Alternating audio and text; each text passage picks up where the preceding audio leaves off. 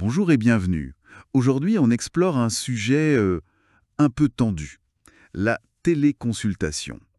Est-ce que c'est une bonne première étape pour un détatouage médical? Ou est-ce que c'est, disons, une fausse bonne idée? Bonjour. Oui, alors les sources qu'on a regardées, elles montrent assez clairement un tiraillement. D'un côté, une logique très commerciale d'optimisation, Oui, portée par certains acteurs de l'esthétique, et de l'autre, les exigences de base, la déontologie. d'accord. Notre objectif, c'est donc de démêler un peu tout ça. Comprendre pourquoi ça plaît, commercialement parlant, mais aussi évaluer les risques. Certaines sources parlent même de folie, c'est dire. Alors, allons-y. Le point de départ, c'est ça, l'idée d'optimiser le parcours client pour le détatouage. La téléconsultation, elle est vue comme un outil parfait pour ça. Comment ça? Ça permet de réduire les coûts au début, de faire gagner du temps à la structure et surtout d'attirer une clientèle très en ligne, quoi.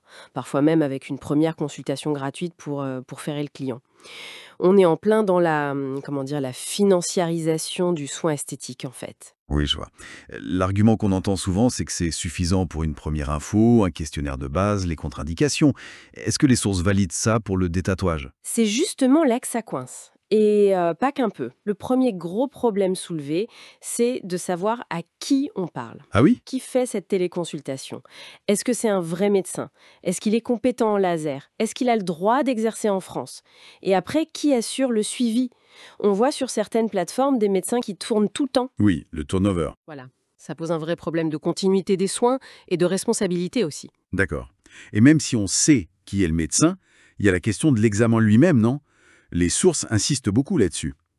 Un tatouage, ça demande de regarder de près, sous plusieurs angles, parfois à la loupe, et surtout du toucher. Exactement, toucher pour sentir la profondeur du pigment, pour chercher une cicatrice en dessous, même discrète.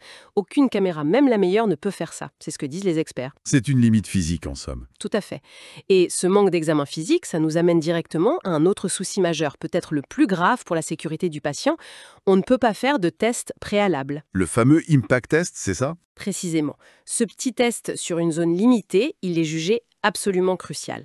Il permet de voir comment la peau va réagir, comment le pigment va répondre au laser. Hmm. Ça aide à prévoir l'efficacité, mais surtout, à repérer un risque de mauvaise réaction, d'allergie.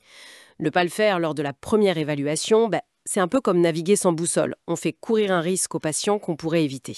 Donc, si je résume ce que disent les sources, l'avantage commercial est là, c'est plus accessible, ça peut toucher plus de monde, ça baisse les coûts initiaux pour l'entreprise, mais ça se heurte directement aux exigences de qualité et de sécurité. C'est exactement cette tension qui est décrite. Et ça renvoie au code de déontologie médicale qui est rappelé dans nos sources. Le médecin doit proposer le soin le plus adapté, utiliser les meilleurs outils pour garantir la sécurité et les chances de succès. Ce qui laisse penser que pour une première consultation de détatouage, la téléconsultation, même si elle est maligne commercialement, eh bien elle ne respecterait pas cette obligation éthique fondamentale. L'examen en personne reste indispensable. C'est la conclusion vers laquelle tout pointe, oui. Les limites propres à la téléconsultation, pour cet acte, impossible de faire un examen physique complet, impossible de faire le test, en font une option problématique, voire risquée pour commencer un traitement.